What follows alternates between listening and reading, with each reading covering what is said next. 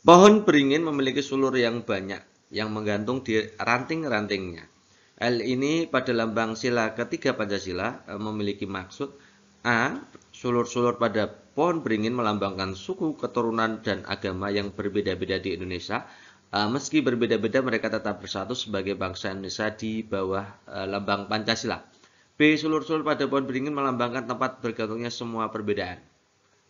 C. Sulur-sulur pada pohon beringin melambangkan beringin memiliki keteduhan untuk menjaga bangsa Indonesia dalam bingkai persatuan Indonesia. D. Sulur-sulur pada pohon beringin melambangkan keragaman pendapat yang tepat dimusyawarahkan untuk mencapai persatuan Indonesia.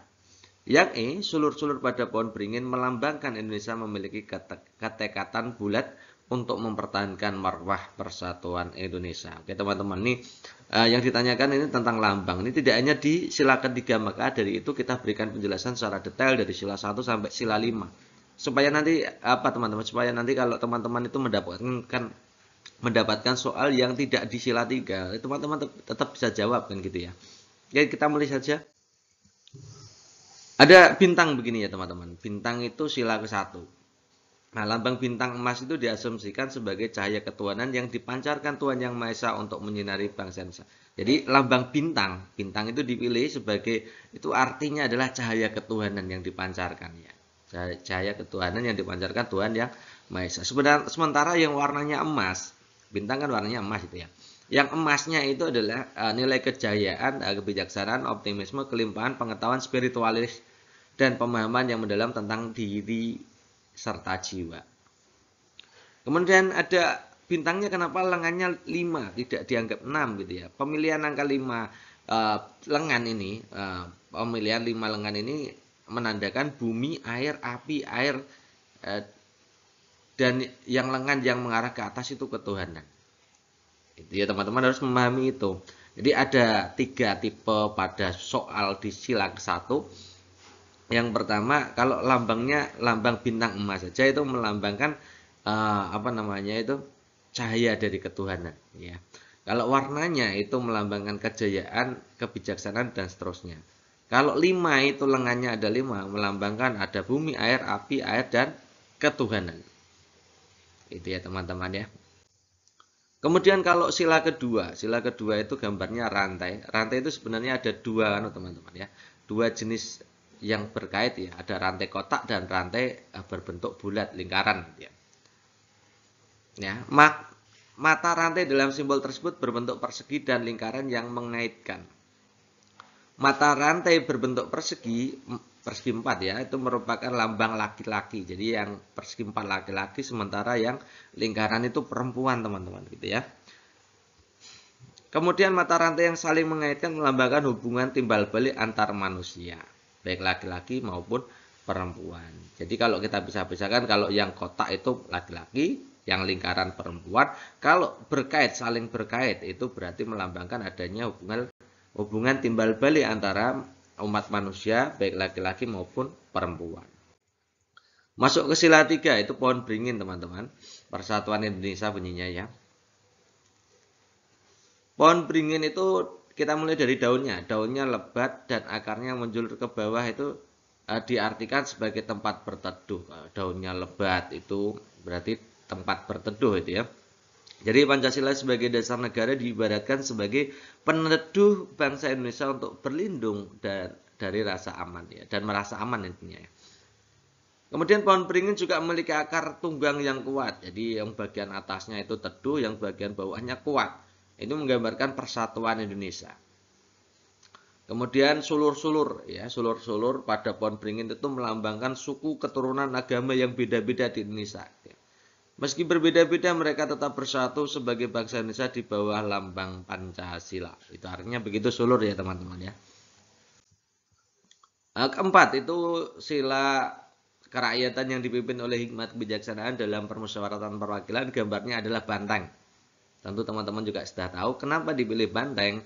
Banteng itu diartikan sebagai hewan sosial, hewan yang tidak sendiri ya, tidak soliter gitu ya. Nah, senang berkumpul dan bergerombol itu banteng. Nah, saat berkumpul itu menjadi lebih kuat dan sulit untuk diserang lawan. Jadi lambang kepala banteng tersebut menggambarkan budaya bangsa Indonesia yang senang berkumpul, diskusi, dan bermufakat. Ya. Itu arti dari lambang banteng. Ya. Yang kelima ada padi dan kapas. Padi dan kapas itu perwujudan sila ke-5, ya, keadilan sosial bagi seluruh rakyat Indonesia. Kalau padi dan kapas itu punya dua hal yang dibutuhkan manusia demi bertahan hidup, gitu ya. Gambar padi itu melambangkan makanan, pakan, gitu ya, pangan, gitu ya. Sementara kapas itu melambangkan sandang, gitu ya, pakaian, gitu ya. Dengan adanya ketersediaan pangan dan pakan, gitu ya, pangan dan sandang, gitu, sandang dan pangan, manusia akan bisa bertahan dan hidup dengan nyaman. Jadi kita sudah jelaskan dari sila 1 sampai sila 5. Silakan teman-teman perhatikan baik-baik. Kemudian nanti kalau ada soal silahkan tinggal jawab, gitu ya. Ya, jadi kalau yang ini tanyanya tadi adalah sulur, gitu ya. Sulur itu berarti yang benar adalah jawabannya yang A, gitu ya. Sulur pada pohon beringin itu melambangkan suku keturunan agama. Ya. Pernyataan berikut yang benar terkait sifat bunyi. A, bunyi lebih cepat merambat di medium padat daripada cair. Yang B, bunyi lebih cepat merambat di udara daripada di benda padat. Yang C, bunyi lebih cepat merambat di udara daripada di air.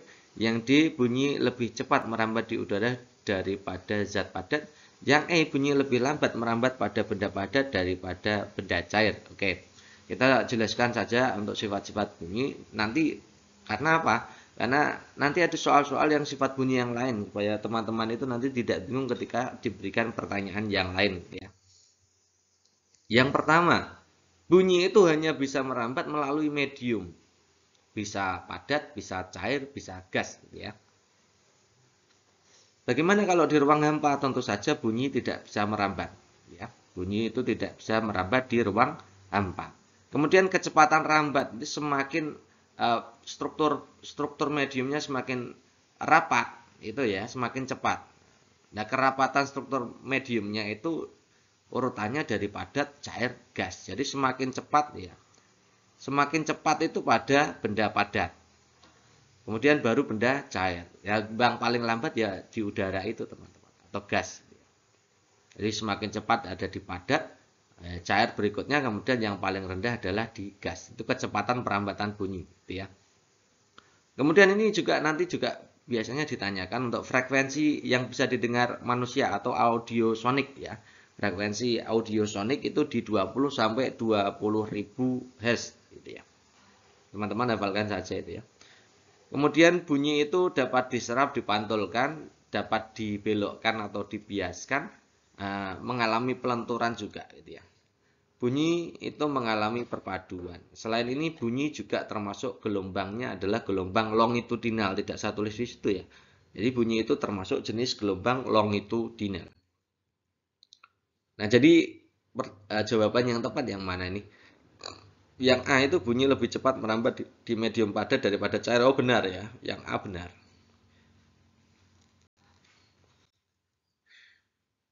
Perhatikan petunjuk berikut. Tekan tombol on pada blender, masukkan buah yang sudah dipotong-potong.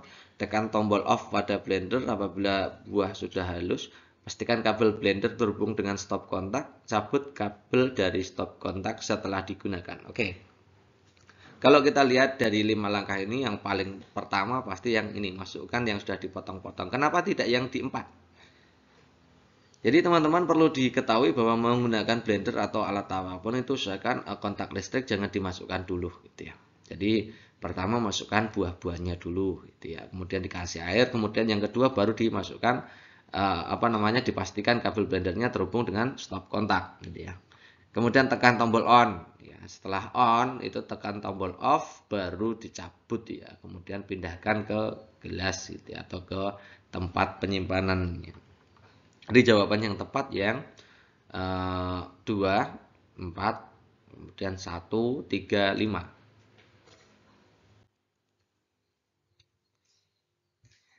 Sekelompok peserta didik melakukan pengamatan hewan yang ada di sawah. Mereka menemukan hewan yang memenuhi ciri-ciri berikut.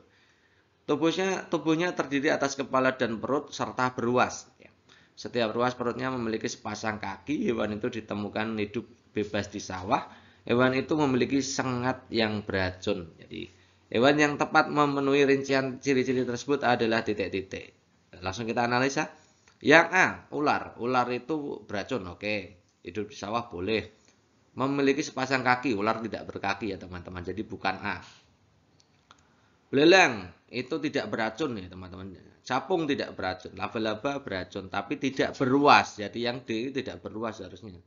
Gitu ya. Yang jawabannya berarti yang lipan. Lipan itu ya mirip dengan kelabang gitu ya. Pak Budi hendak membeli sebidang tanah milik Pak Karyotosan. Masalahnya Pak Karyotosan tidak paham berapa meter persegi luasnya. Pak Kartoyosan hanya tahu bahwa tanahnya tersebut seluas 11,5 ar. Ya. Untuk memastikan harus mengkonversi ke satuan meter. Kalau dihitung luas tanah Pak Karyotosan itu berapa? Jadi satu are itu sebenarnya adalah 100 meter persegi teman-teman. Jadi kita ubah saja. Satu are itu 100 meter persegi. Jadi kalau 11,5 are ya tinggal kalikan 100 saja. Jadi 1150 gitu ya. Cermati kalimat berikut. Paragraf ini merupakan suatu paragraf yang berfungsi untuk menjelaskan atau menginformasikan suatu hal tanpa orang lain gitu ya. Yang dua, salah satu jenis paragraf tersebut adalah paragraf eksposisi. Fungsi dari paragraf sendiri adalah sebagai sarana untuk menyampaikan pokok pikiran dalam suatu tulisan. Paragraf merupakan bab dalam suatu karangan yang di dalamnya terdapat suatu pokok pikiran. Yang nomor 5 adalah paragraf sendiri memiliki sejumlah jenis perbedaan indikator-indikator tertentu seperti berdasarkan fungsi indikator-indikator lain. Gitu ya. Susunan kalimat yang tepat agar menjadi teks yang padu, urut-urutannya seperti apa. Oke. Nah, jadi kita lihat yang paling umum dulu ya. Idenya ada di sini teman-teman. Paragraf adalah dulu. Kemudian baru ke fungsinya. Fungsinya itu berarti nomor 3 gitu ya. Kemudian baru klasifikasinya kan biasanya begitu. Memiliki sejumlah jenis ya, atau klasifikasinya. Kemudian dijelaskan salah satunya apa klasifikasinya. Paragraf eksposisi. Itu caranya begitu. Yang kelima itu baru dijelaskan eksposisinya apa. Ya. Jadi urut-urutannya adalah 4, 3, 5, 2, 1.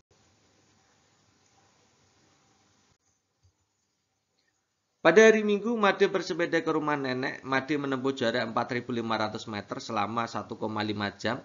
Sampai di rumah nenek, dia menghitung kecepatan rata-rata sepedanya. Berikut beberapa cara yang dilakukan Made untuk menghitung kecepatan rata-rata sepedanya. Yang pertama, jarak dibagi waktu tempuh. Yang kedua, jarak dibagi waktu tempuh hasilnya dibagi 1000. Yang ketiga, jarak dibagi 1000 hasilnya dibagi waktu tempuh. Yang keempat, jarak dibagi waktu tempuh kali 60. Cara yang paling tepat diterapkan Made menghitung kecepatan rata-rata sepedanya dari tempat tinggalnya ke rumah nenek, tapi memakai satuan kilometer. Ya tadi jaraknya kan satuan meter, ini inginnya kecepatannya pakai kilometer per jam. Jadi nanti ada perubahan atau konversi satuan dulu atau setelah akhir baru dikonversi satuan. Jadi ada dua cara itu teman-teman ya. Yang pertama ini teman-teman. Kita lihat dulu jaraknya kan 4.500 meter. Waktunya itu 1,5 jam. Nah, tips yang pertama itu kita ubah dulu jaraknya ke satuan kilometer gitu ya. Jaraknya berarti kan kita bagi 1000. Jadi meter ke kilometer itu bagi 1000. Jaraknya dibagi 1000 dulu. Hasilnya 4,5 ya. Baru menghitung kecepatannya jarak dibagi waktu 4,5 bagi 1,5 3 km. 3 km per jam. Gitu ya teman-teman ya. Jadi ubah dulu jarak menjadi kilometer. Jadi bagi 1000 dulu. Jaraknya dibagi 1000 dulu baru masukkan kecepatan itu jarak dibagi waktu. Boleh pakai ini. Ada juga yang mengkonversi setelah satuan satuan dari kecepatannya ada baru dikonversi menuju kilometer per jam ya. Jaraknya 4.500 meter, waktunya 1,5 jam. Kemudian kecepatannya kita hitung langsung saja 4.500 dibagi 1,5 ketemunya 3.000 meter per jam. Nah ini baru dikonversi setelah ini. Nah meter per jam ini kita konversi ke kilometer per jam ya artinya dibagi 1000. Ya. Sama dengan 3 km per jam sama. Jadi boleh jaraknya dikonversi dulu. dibagi 1000 dulu, boleh juga setelah perhitungan terakhir baru dibagi 1000. Gitu ya. Nah, kita lihat analisa nomor 1 sampai 4 ini apa saja yang bisa digunakan. Yang pertama, jarak dibagi waktu tempuh. Nanti kalau jarak dibagi waktu tempuh saja, maka satuannya meter per jam. Nah, ini bukan ya berarti ya. Jarak dibagi waktu tempuh hasilnya dibagi 1000. Berarti ini yang pakai yang cara hijau. Cara hijau berarti boleh. Jarak dibagi 1000 dulu baru dibagi waktu tempuh. Ini cara yang merah. Yang nomor 4 jelas salah itu ya. Kenapa dikalikan 60 kan gitu ya. Oke, jadi jawabannya adalah 2 dan 3. Bacalah teks berikut. Penanganan COVID-19 yang paling efektif pada saat ini adalah melaksanakan 3M. Memakai masker, mencuci tangan, menjaga jarak. Pelaksanaan 3M merupakan aturan protokol kesehatan yang diwajibkan oleh pemerintah. Oleh karena itu, masyarakat harus bersama-sama mendukung pemerintah melawan COVID-19 dengan cara mematuhi peraturan perundangan tentang pelaksanaan protokol kesehatan masyarakat. Tidak boleh lengah, tidak boleh menganggap sepele melaksanakan 3M. Kecerobohan dan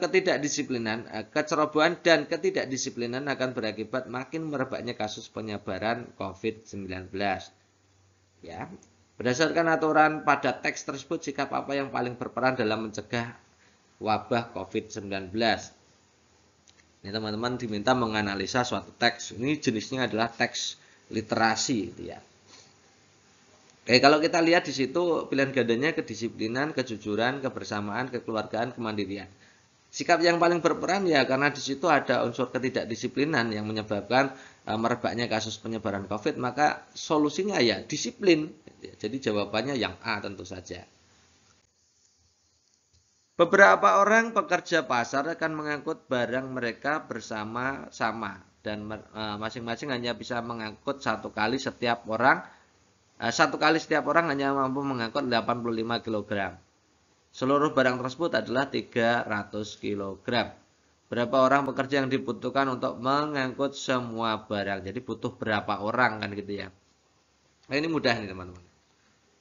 Daya angkut maksimumnya itu satu orangnya kan 85 kg. Bisa lebih rendah ya. Bisa lebih rendah. Total bebannya 300 ya, kita bagi saja. Jadi banyak kali angkutnya atau banyak orangnya, ya. Banyak orang pekerjanya itu berarti bisa kita tulis dengan total beban dibagi daya angkut maksimal satu orangnya. 300 bagi 85 itu 3,52. Nah 3,52 itu kan tidak mungkin banyaknya orang begitu ya. Banyaknya orang kok 3,52. Itu berarti bukan dibulatkan menjadi 4, tidak begitu teman-teman. Itu nilai maksimum satu orang itu ngangkatnya 85, bisa lebih kurang, bisa kurang dari 85. Artinya banyak orangnya lebih banyak kan. Orangnya harus lebih banyak. Kalau kita menggunakan 3 kali angkutan maka tidak akan mencapai 300 itu. Maksudnya 3 orang maka tidak akan mencapai 300. Maka kita pakai minimal banyaknya orang itu 4. Dinaikkan ke atas kalau model seperti ini. Gitu ya.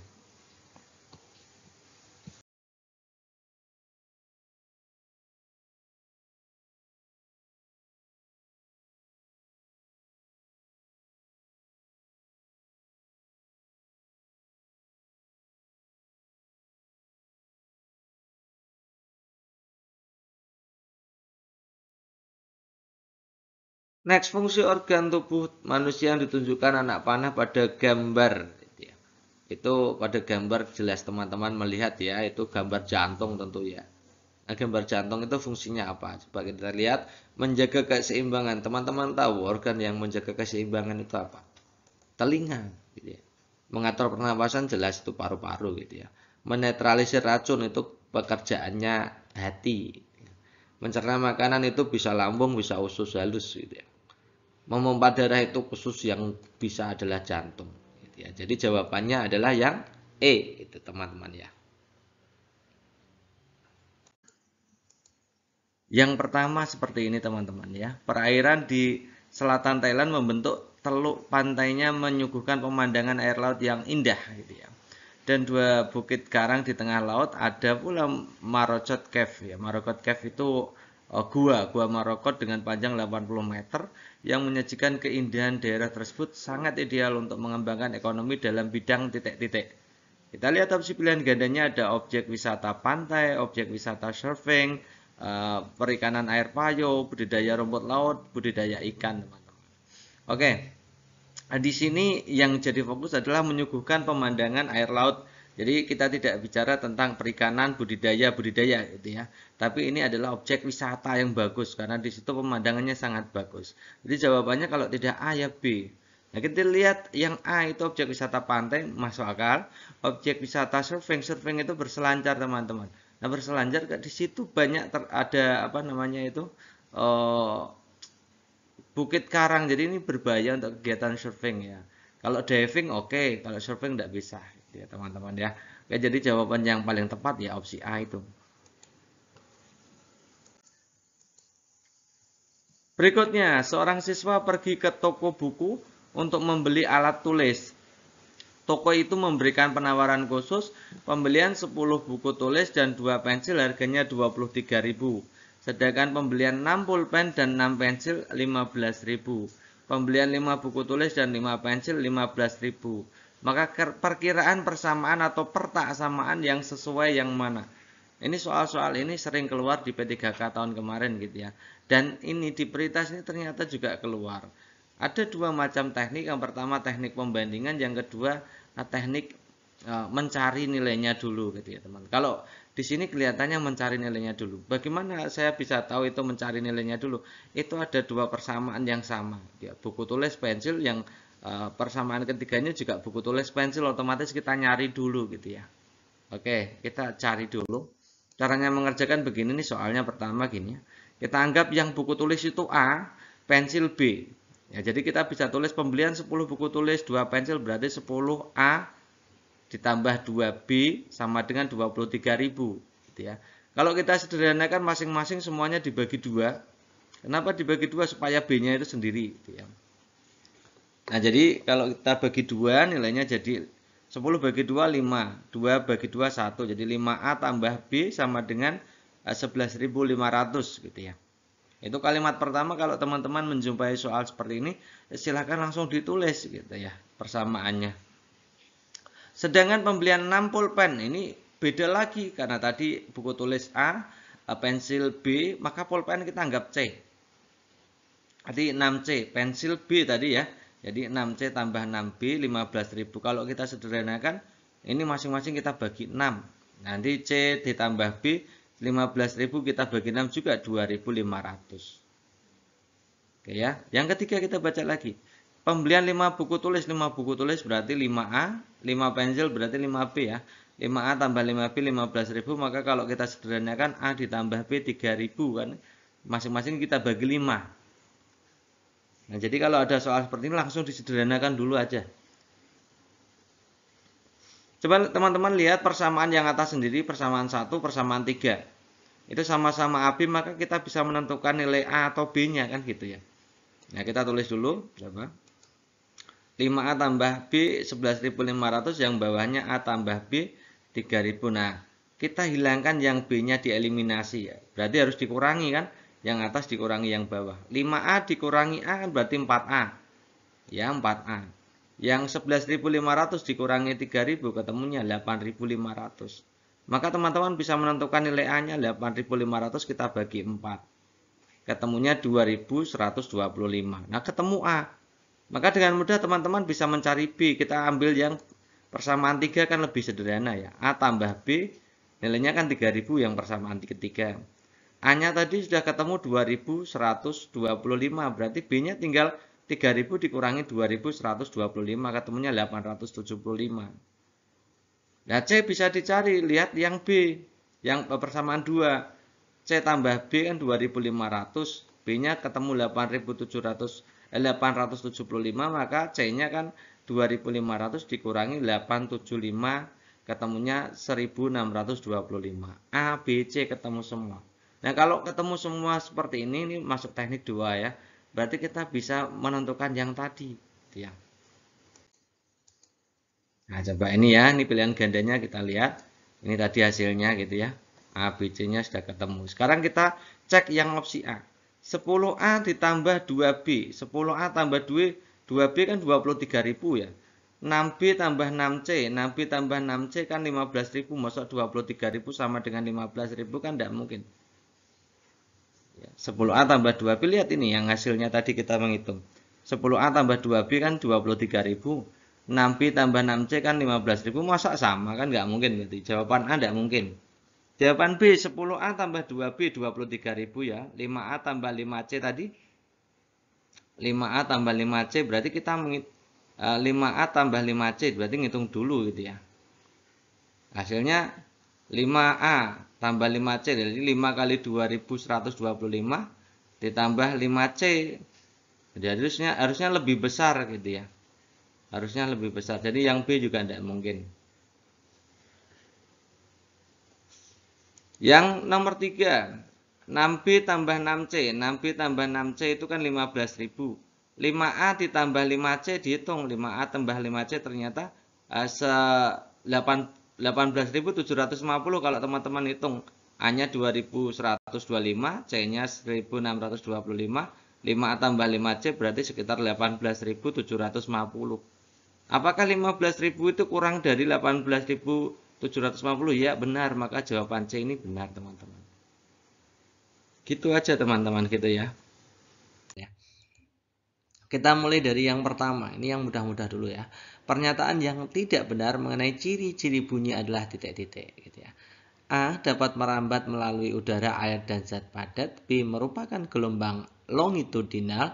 C kecepatan bunyi paling besar di ruang hampa udara, dapat dipantulkan, dibiaskan, dan dapat beresonansi.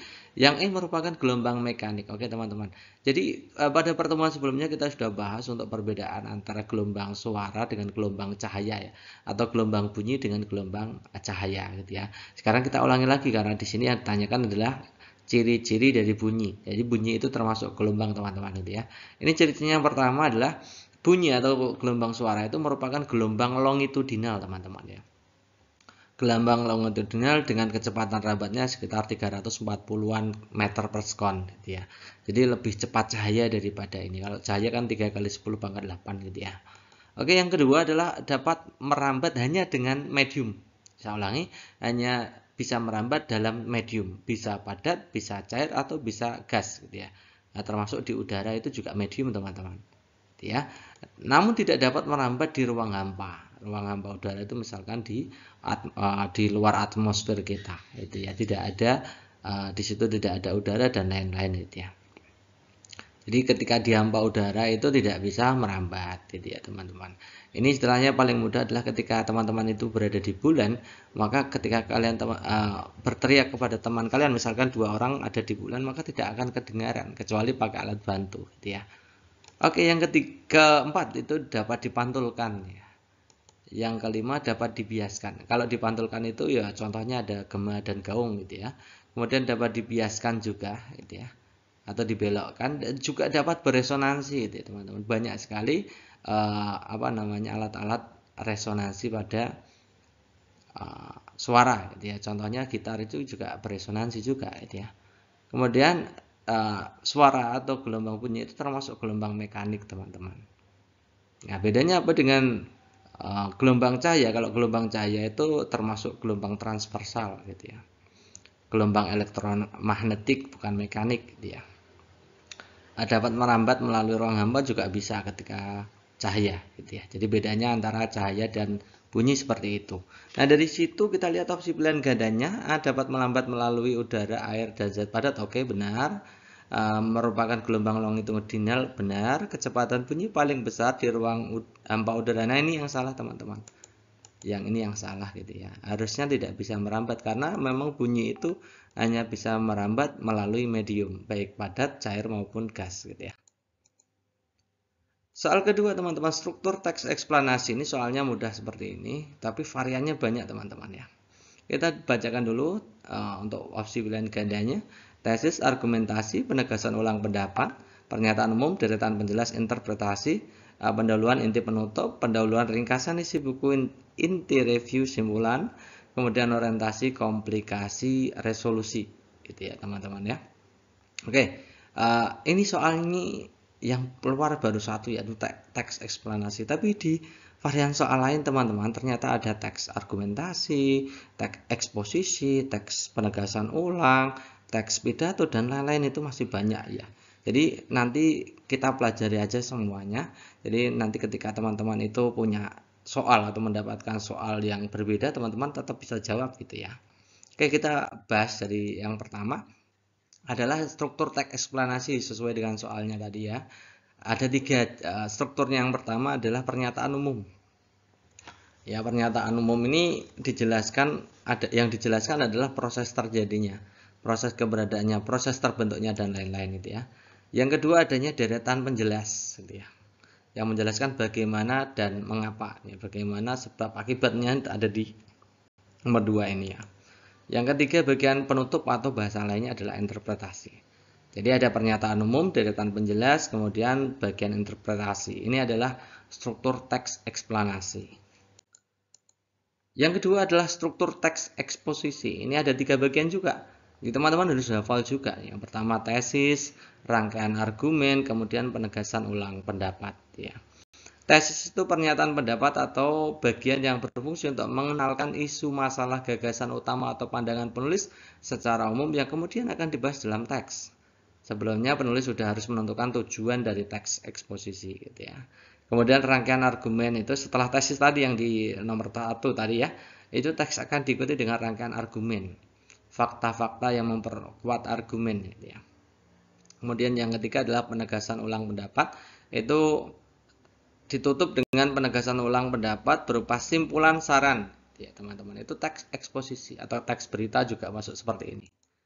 Kemudian ada teks fiksi atau teks cerpen. Salah satu contohnya adalah teks cerpen. Kita sudah pernah bahas ini, struktur teks cerpen itu ada 4, tapi kita tulis yang pokok saja 3. Jadi teks fiksi itu juga banyak, tapi yang di pokok utamanya ada 3. Orientasi, komplikasi, resolusi. Orientasi itu bagian pengenalan tokoh, komplikasi itu mulai timbul percikan-percikan masalah, resolusi itu mulai mendapatkan solusi atas masalah. Kadang-kadang untuk teks cerpen juga diberikan kode atau pelajaran yang dapat diambil gitu ya. Kemudian teks argumentasi ini juga 3, pendahuluan, batang argumen ya, bagian kedua tubuh argumen gitu ya. Yang ketiga kesimpulan teman-teman. Nah, pendahuluan ini tujuannya untuk menarik perhatian atau memusatkan alasan argumen dan menunjukkan alasan dikemukakan argumen kepada pembaca. Bagian tubuh ini tujuannya membuktikan kebenaran yang hendak disampaikan. Yang kesimpulan itu membuktikan kebenaran yang telah diberikan kepada pembaca agar dapat diterima oleh pembaca dengan cara logis gitu ya. Ada teks berikutnya adalah teks ulasan atau teks review teman-teman. Kalau bahasa Inggrisnya adalah teks review, itu ada orientasi atau bagian pendahuluan itu namanya orientasi. Kemudian ada sinopsis atau review ulang ya, review dari ringkasan cerita. Nah, sinopsis itu ringkasan cerita. Kemudian ditafsirkan ya, penjelasan detail mengenai sebuah karya yang diulas gitu ya. Membahas mulai dari bagian-bagian dari suatu karya, keunikan karya, keunggulan karya, kualitas, dan sebagainya. Kemudian bagian evaluasi itu mengevaluasi, itu isinya adalah pandangan penulis terhadap suatu karya yang diulas. Ini biasanya ditulis setelah penulis selesai mendapatkan tafsiran. Setelah menulis tafsiran itu baru menulis evaluasi. Bagian akhirnya adalah rangkuman ya. Bagian rangkuman dari teks ulasan ini isinya mengenai kesimpulan dari ulasan pada sebuah karya yang diulas, itu namanya teks ulasan gitu ya teman-teman. Oke, yang berikutnya adalah teks pidato. Struktur teks pidato itu yang pertama ada pendahuluan. Ini isinya biasanya salam pembuka, sapaan hormat, puji syukur, penyampaian tema pidato. Kemudian yang kedua adalah isi. Bagian isi ini ada gagasan dan inti. Kemudian bagian penutupnya itu ucapan terima kasih, permintaan maaf, nasihat, dan saran gitu ya teman-teman. Nah, kembali ke soal tadi ya. Kalau teman-teman masih ingat, struktur teks eksplanasi itu yang mana gitu ya. Sambil kita menganalisa A sampai E ini ya. Tesis, argumentasi, penegasan ulang pendapat ini pasti teks eksposisi gitu ya. Pernyataan umum, deretan penjelas, interpretasi atau kesimpulan ini adalah teks eksplanasi. Pendahuluan, inti, penutup ini teks pidato. Pendahuluan, ringkasan isi atau sinopsis, kemudian review atau tafsiran, kemudian bagian evaluasi dan kesimpulan. Itu kesimpulan ini maksudnya adalah teks ulasan sebenarnya teman-teman. Orientasi, komplikasi, resolusi tadi adalah teks cerpen atau teks fiksi. Jadi jawaban yang paling tepat adalah opsi B gitu. Berikutnya, Susan akan pergi ke Jakarta naik sepeda motor dari Bekasi. Jika Susan menempuh perjalanan sejauh 30.000 meter selama 1,5 jam, berapa kecepatan Susan? Lihat teman-teman, di situ opsi pilihan gandanya adalah kilometer per jam, gitu ya. Jadi nanti satuan jaraknya kita ubah ke kilometer, gitu ya. Ini jaraknya adalah 30.000 meter, kita ubah ke kilometer, tinggal buang nolnya 3 karena meter ke kilometer naik 3, jadi dibagi 1000 ya. Jadi 30 km waktunya utuh karena satuan yang diminta di opsi pilihan gandanya adalah jam. Jadi 1,5 jam. Maka V-nya adalah hasil bagi antara jarak dibagi waktu gitu ya. Jaraknya 30, waktunya 1,5 jam. Maka jawabannya adalah 20 km per jam. Nah, ini jawaban yang B nih. Sebenarnya sederhana ya teman-teman. Nah, kadang-kadang soal seperti ini bukan soal model ini, tapi teman-teman diminta untuk bagaimana cara menentukan itu gitu ya. Urutan prosedurnya gitu ya. Nah, kemarin juga kita sudah bahas urutan prosedurnya. Jaraknya boleh diubah ke kilometer dulu ya. Dibagi 1000 baru kemudian menuliskan mencari kecepatan dengan membagi jarak dibagi waktu boleh, atau mencari kecepatannya dulu nanti baru dibagi 1000 gitu ya, sama saja. Berikutnya, guru olahraga di sebuah sekolah kerap kali menceramahkan cara melakukan loncat jauh kepada siswa kelas 4. Nah, jadi pembelajaran olahraga tapi dilakukan dengan ceramah gitu ya. Alhasil ketika ujian praktek banyak yang salah, ya jelas saja ya. Karena ujian praktek tapi pelaksanaannya dengan ceramah kan lucu kan itu ya. Pada saat melakukan tolakan, hal tersebut menunjukkan adanya hambatan belajar. Nah, teori yang digunakan itu adalah yang mana itu ya. Jadi teman-teman harus menganalisa narasi soalnya seperti itu gitu ya. Kita lihat yang A, belajar harus sesuai tahap berpikir kognitif. Nah, ini tidak hanya berpikir kognitif karena di situ mengajarkan olahraga gitu ya. Jadi bukan teori biasa, bukan ya. Yang B, belajar harus banyak praktik seperti yang disampaikan oleh teori Brosu. Ini benar ya. Karena belajar itu harus banyak praktik. Yang C, teori belajar mengulang-ulang. Tondik itu bukan itu ya. Teori tondik itu fokusnya ke drill gitu ya. Jadi pembelajaran kalau teman-teman itu melihat guru dari teman-teman atau teman-teman dalam mengajar untuk agar nilai ujiannya atau nilai tesnya bagus di drill, itu berarti teman-teman sudah menerapkan teorinya tondik gitu ya. Kesiapan, latihan, itu namanya teori tondik. Teori belajar matematika Harel dimulai dari masalah, way of thinking, dan diakhiri dengan way of understanding. Ini sering dilakukan oleh guru matematika. Biasanya dimulai dari suatu permasalahan matematis, kemudian dianalisa oleh siswa, didiskusikan, kemudian menemukan kesimpulannya. Gitu ya. Intinya seperti itu. Itu namanya way of understanding ya. Ada pemahaman di situ terhadap materi. Kemudian yang E dari teori belajar Vygotsky. Ya, ini Vygotsky yang menyatakan bahwa belajar harus dimulai dari sesuatu yang dikenali siswa. Ini tidak ya, tidak cocok ya untuk itu ya. Jadi memang jawaban yang paling tepat adalah teori belajar praktik. Oke, berikutnya ini soal jenisnya adalah pedagogis ya. Pak Imam adalah guru kelas 5 SD. Beliau akan menyusun RPP, KD-nya atau kompetensi dasarnya, meringkas teks penjelasan eksplanasi dari media cetak atau elektronik. Hal yang pertama dilakukan adalah menentukan indikator. Nah, salah satu indikator pencapaian kompetensi yang tepat adalah yang mana? Kita lihat teman-teman, ini proses meringkas. Ini maksudnya di level berpikir apa. Jadi meringkas itu sama dengan menulis ulang, sama dengan merekonstruksi. Itu ya dengan bahasanya sendiri gitu ya. Jadi maksudnya adalah C6 sebenarnya teman-teman. Menulis ulang, menulis, mengkonstruksi, mencipta. Tahapannya gitu ya. Jadi bahasanya sudah bahasanya sendiri gitu ya. Nah, kita akan cari dari A sampai ini yang paling cocok yang mana. Membedakan itu masuknya di membandingkan, sama membandingkan itu berarti C5 evaluasi kan gitu ya. Membuat bagan itu sebenarnya C6 teman-teman. Tapi fokus dari membuat bagan ini bentuknya bukan, kalau di situ KD-nya kan KD kognitif ya. 3.3 ya. Kalau membuat bagan ini sebenarnya masuknya tidak hanya di C6 tapi juga psikomotoriknya. Mengamati teks eksplanasi, mengamati ini juga psikomotorik sebenarnya, kalau di kognitif hanya C1, C2 saja. Kemudian mengidentifikasi itu masuknya di C2.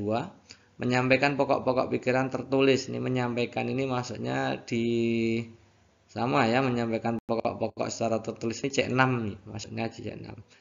Jadi jawabannya yang paling cocok B apa E gitu ya. Kalau kita lihat ini meringkas ini sama dengan menulis ulang pokok-pokok pikiran kemudian dikembangkan sedikit demi sedikit, ini yang paling cocok yang E. Jadi teman-teman kalau e-booknya itu masih jawabannya B itu berarti belum direvisi. Silahkan teman-teman ganti sendiri ya.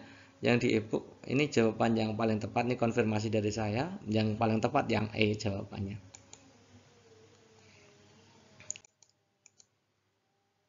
Saat menyusun rencana pelaksanaan pembelajaran, seorang guru merancang penilaian yang dilakukan secara berkelanjutan dan didasarkan atas kumpulan informasi yang menunjukkan perkembangan kemampuan peserta didik dalam suatu periode tertentu. Teknik penilaian yang dipilih oleh guru tersebut adalah yang mana ini teman-teman? Apakah jurnal, kinerja, penugasan, portofolio atau proyek? Teman-teman di sini dilihat bahwa penilaiannya sifatnya adalah berkelanjutan atau kontinuitas ya. Kemudian didasarkan atas kumpulan informasi, jadi dari awal sampai akhir gitu ya. Nah, misalkan satu semester itu dari awal semester sampai di akhir semester itu ada semua kumpulan informasinya. Kalau jurnal teman-teman, jurnal itu untuk menilai sikap. Kalau di situ untuk melihat perkembangan kemampuan peserta didik ya, kalau itu berarti condongnya ke kognitif psikomotorik, jadi bukan sikap. Jurnal pasti bukan gitu ya. Kalau kinerja teman-teman ya, kalau kinerja itu penilaian hasil dan produk ini tidak bisa digunakan untuk berkelanjutan ya teman-teman. Ini hanya satu proyek tertentu, sama dengan proyek juga. Proyek itu juga sama gitu ya. Kinerja itu kan praktik ya, biasanya satu KD atau satu apa, beda KD lagi sudah berbeda lagi, jadi tidak digunakan untuk berkelanjutan ya. Penugasan itu juga tidak bisa digunakan gitu ya teman-teman ya. Untuk melihat kumpulan informasi menunjukkan perkembangan kemampuan peserta didik. Kalau portofolio bisa. Ya kenapa? Karena di situ ada kumpulan karya terbaik siswa dari awal sampai akhir. Itu ya. Itu menunjukkan bahwa di situ informasi bisa terkumpul di situ, perkembangan peserta didiknya bisa dilihat kan gitu ya. Kalau proyek itu tugas yang diselesaikan pada periode atau jangka waktu tertentu. Ini biasanya per KD gitu ya. Jadi tidak sampai untuk bisa melihat perkembangan peserta didik yang berkelanjutan dari awal sampai akhir. Jadi jawaban yang paling besar benarnya adalah yang D.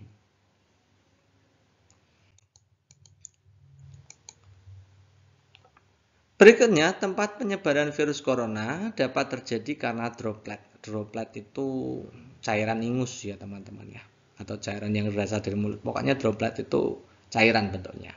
Tempat penyebaran virus corona dapat terjadi karena droplet yang dikeluarkan seseorang dari hidung atau mulut saat bersin, batuk, bernyanyi, berbicara hingga bernapas. Gitu ya. Saat melakukan hal tersebut dalam jarak dekat dari hidung dan mulut dapat mengeluarkan partikel-partikel aerosol. Gitu ya.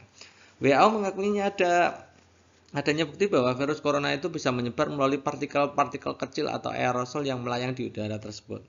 Pernyataan yang paling tepat sebagai berikut. Yang A, kita lihat yang A. Partikel-partikel kecil yang melayang di udara memiliki gaya tarik antara partikel yang lebih besar dibandingkan dengan droplet. Partikel-partikel kecil yang melayang di udara memiliki susunan partikel yang lebih rapat dibandingkan droplet. Partikel kecil yang melayang di udara memiliki gerakan yang kurang bebas dibandingkan dengan droplet dan seterusnya. Ini kalau kita lihat di opsi pilihan gandanya ini kelihatannya membedakan antara partikel-partikel kecil atau aerosol dengan dropletnya gitu ya. Jadi kita analisa sebenarnya kalau kita lihat di ABC-nya itu membandingkan antara jenis atau sifat dari zat gitu ya. Jenis atau sifat dari zat. Dan dikasihlah itu apa namanya itu ilustrasi soalnya seperti ini. Gitu ya. Jadi kita harus paham dulu droplet tadi adalah zat cair, ingus, gitu ya, atau dahak itu bisa juga. Itu droplet. Bentuknya berarti zat cair masuknya, gitu ya. Sementara aerosol itu masuknya gas, gitu ya. Karena partikel-partikel kecil yang sudah bercampur dengan udara ya termasuk gas, gitu ya. Oke, kita akan bandingkan antara droplet atau zat cair dengan zat gas, gitu ya.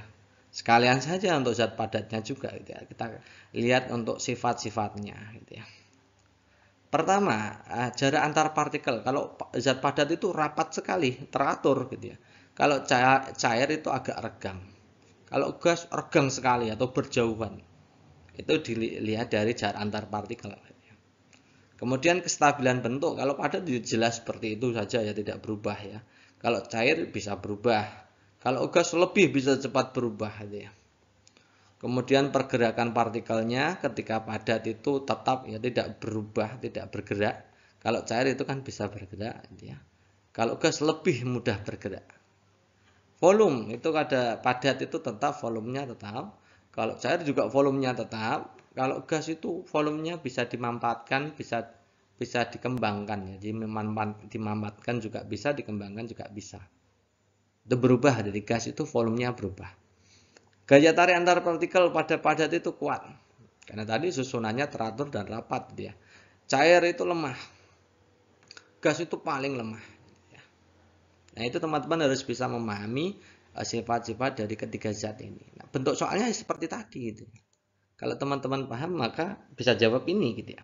Yuk kita lihat analisa ya A ya, partikel-partikel kecil atau aerosol tadi yang zat gas tadi melayang di udara memiliki gaya tarik antar partikel yang lebih besar. Nah, tidak ya. Gaya tariknya malah lemah gitu ya, harusnya.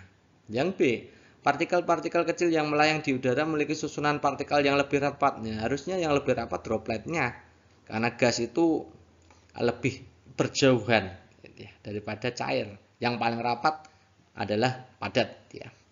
Yang C, partikel-partikel kecil yang melayang di udara memiliki gerakan yang kurang bebas gitu ya. Harusnya lebih bebas ya tadi ya, pergerakan antar partikel tadi lebih bebas ya.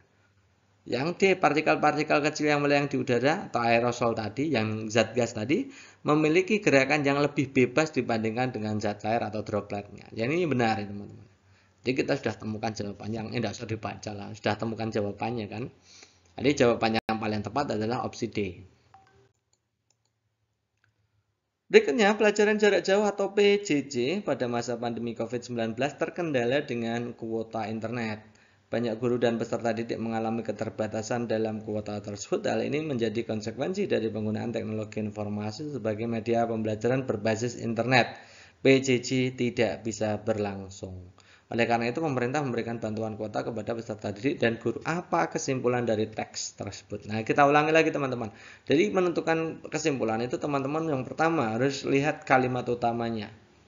Yang kedua, ide dari kalimat utamanya itu apa? Nah, di situ kesimpulan ada di situ. Oke, paham ya? Kita lihat ya. Kita lihat dulu kalimat utamanya di mana.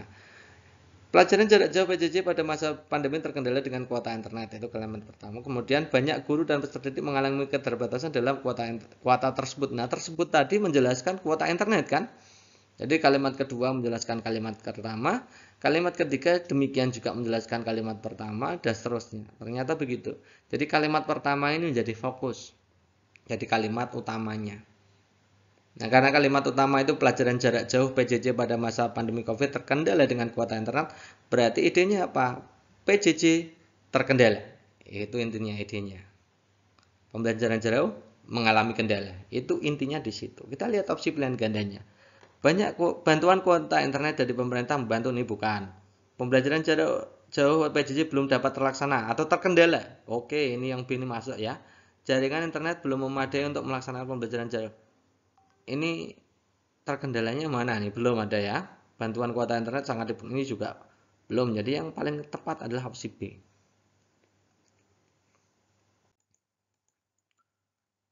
Perhatikan ruang lingkup materi berikut. 1.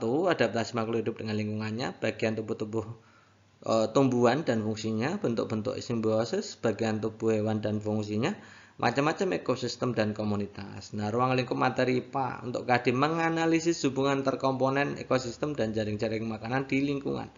Jadi statusnya adalah analisis hubungan, gitu ya. Kalau analisis hubungan antar ekosistem, kalau lihat adaptasi itu hubungan antara hewan misalkan ya dengan lingkungannya. Itu ada berarti ya ada analisis hubungannya ya. Kalau bagian-bagian tubuh tumbuhan dan fungsinya saja tidak ya. Karena itu melibatkan hanya di bagian tubuh-tumbuhan itu sendiri, jadi tidak melibatkan hubungan antar ekosistem ya. Bentuk simbiosis ini ada beberapa ekosistem yang terlibat di situ. Bagian tubuh hewan dan fungsinya ini juga tidak. Macam-macam ekosistem dan komunitas ini statusnya hanya macam-macam ekosistem, jadi tidak sampai ke menganalisis hubungan itu ya. Jadi jawaban yang paling tepat adalah 1 dan 3. Maraknya pengembangan wilayah perumahan di lahan pertanian produktif bisa menimbulkan permasalahan sosial ekonomi. Permasalahan sosial ekonomi gitu ya. Kita lihat ya. Semakin meratanya pembangunan sampai daerah pedesaan, padahal lahan pertanian produktif aja dihilangkan. Berarti kan harusnya kalau lahan pertanian produktif itu dihilangkan, maka akibatnya apa? Pertanian, hasil pertanian menurun kan gitu ya. Hasil pertanian menurun, maka pendapatan per kapitanya turun kan otomatis begitu. Jadi harusnya pembangunan ya malah terhambat gitu ya. Yang B, banyak pemuda desa beralih profesi menjadi pekerja kantoran. Ini juga tidak ada jaminan teman-teman. Nah di situ kan pengembangan wilayah perumahan di lahan pertanian produktif ini kan mengurangi lahan pertanian. Jadi tidak secara langsung berhubungan dengan pemuda yang ingin bekerja di sektor lain, terutama sektor perkantoran. Tidak ada hubungannya ya. Yang hasil pertanian turun, oke, ini berdampak pada perekonomian desa, ini benar ya teman-teman ya. Naiknya harga sandang tidak ada hubungannya. Meningkatkan penghasilan desa ini juga tidak ada hubungannya. Jadi jawaban yang paling tepat C. Contoh perilaku masyarakat dalam menjaga wilayah kedaulatan NKRI adalah yang mana ini? Yang A, menghindari perpecahan dengan menjaga teritorial. Oke, benar. Bergotong royong membangun batas wilayah. Ini juga benar, tapi biasanya batas wilayah itu yang bertanggung jawab pemerintah ya teman-teman ya. Kalau batas-batas wilayah, pembangunan batas wilayah itu yang tanggung jawab adalah pemerintah gitu ya. Bersiap-siap berperang mempertahankan keutuhan NKRI ini. Ini juga benar, tapi itu musuh dari luar. Padahal di situ menjaga wilayah kedaulatan NKRI itu tidak hanya dari luar, malah yang paling penting dari dalamnya itu. Serangan separatisme dan lain-lain, pemisahan wilayah dan lain-lain itu lebih mengerikan daripada musuh dari luar gitu ya.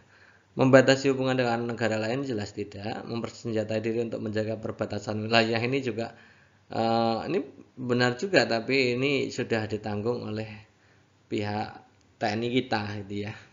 Jadi jawaban yang paling bagus ya, ini meskipun benar semua tapi yang paling bagus yang A. Oke, itu dulu teman-teman untuk pembahasan kita kali ini. Terima kasih atas perhatiannya dan tetap stay tune di channel kita tercinta.